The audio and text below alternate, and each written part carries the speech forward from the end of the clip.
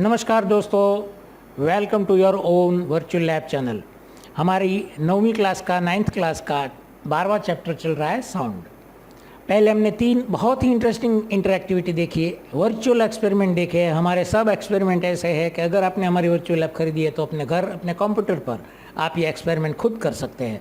ये देखा आपने कि 3 एक्टिविटी हमने किस तरीके से आपको करके दिखाई। अब ये चौथी activity, sound waves are longitudinal waves, यानी कि जो साउंड वेव्स है वो हमेशा लॉन्जिट्यूडनल होते हैं, वो हम यहाँ देखने जा रहे हैं।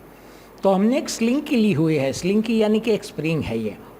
ये स्प्रिंग को पहले हम सबसे पहले एक मार्किंग करेंगे। यहाँ हमने एक मार्क किया हुआ है, ये देखिए रेड स्पॉट है। ये रेड स्पॉट का मूवमेंट आप देखिए कि वो हॉरिजॉन्टली आगे पीछे होता है या वर्टिकली आगे पीछे होता है।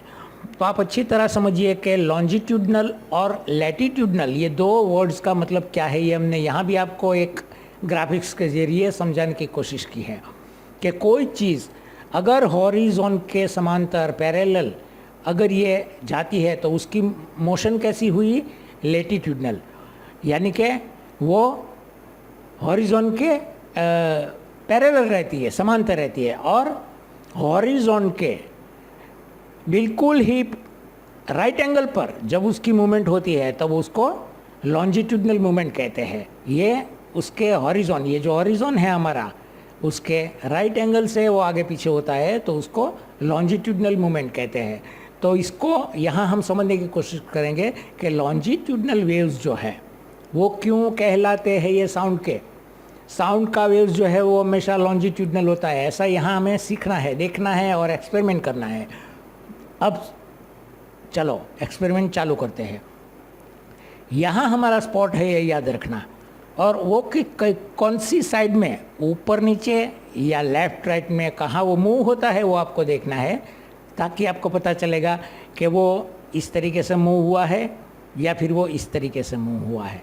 अगर इस तरीके से मूव हुआ है तो उसको लैटिट्यूडनल कहेंगे, अगर वो इस तरीके से मूव होता है तो उसको लॉन्जिट्यूडनल कहते हैं।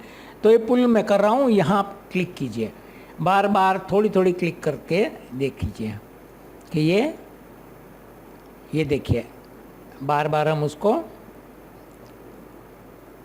आपकी नज़र स्पॉट पर होनी चाहिए दोस्तों। लाल स्पॉट है, यहाँ आपकी नज़र होनी चाहिए। पहले ये कहाँ था, फिर से देखिए, शुरुआत, एक्सपेरिमेंट की शुरुआत में ये स्पॉट जो है वो यहाँ है। अब ये कहाँ जा रहा है उसको मैं खींच रहा हूँ, पुल कर रहा हूँ अगर ये स्प्रिंग को, तो ये देखिए वो कहाँ जा रहा है, राइट हैंड साइड में जा रहा है। यहाँ हमने ये इस तरीके से आपको दिखाया है कि वो धीरे धीरे आप पुल और रिलीज़ कर सके, वरना वो एक झटके में पुल हो जाता है और एक झटके में वो रिलीज़ भी हो जाता है। लेकिन यहाँ खास ख्याल रखा है कि वो धीरे धीरे हो, ताकि आप ये स्पॉट का पोजीशन देख सके। तो आपने देखा ये स्पॉट यहाँ आ गया, मतलब वो बहुत काफ़ी ज़्यादा ये साइड में, यानी कि आपकी लेफ़्ट साइड में आ गया। अभी मैं पुल कर रहा हूँ तो ये स्पॉट है, स्प्रिंग के साथ साथ खींच रहा है। तो जिस तरीके से ये स्प्रिंग पर रखा हुआ, ये स्प्रिंग को आप एक साउंड वेव की तरह से ले लीजिए और फिर समझिए कि लॉन्जिट्यूडनल वेव क्यों कहते हैं साउंड के वेव्स को, क्योंकि वो ये दिशा से, यानी कि लेफ़्ट से राइट तक और राइट से लेफ़्ट तक जाते हैं। वो ऊपर से नीचे या नीचे से ऊपर नहीं आते हैं, इसलिए उसको लैटिट्यूडनल वेव्स नहीं कहते हैं, उसको लॉन्जिट्यूडनल वेव्स कहते हैं, क्योंकि वो राइट से लेफ़्ट की तरफ जाते हैं। तो दोस्तों ये था हमारा एक्सपेरिमेंट नंबर 12.5। आपने अब अच्छी तरह समझ लिया होगा कि why the sound waves are longitudinal and why they are not latitudinal. तो आप समझ गए होंगे कि ये एक्सपेरिमेंट का मकसद क्या था, ये कंसेप्ट क्लियर हो गया होगा। We hope you enjoyed the video. Thanks a lot for watching the video.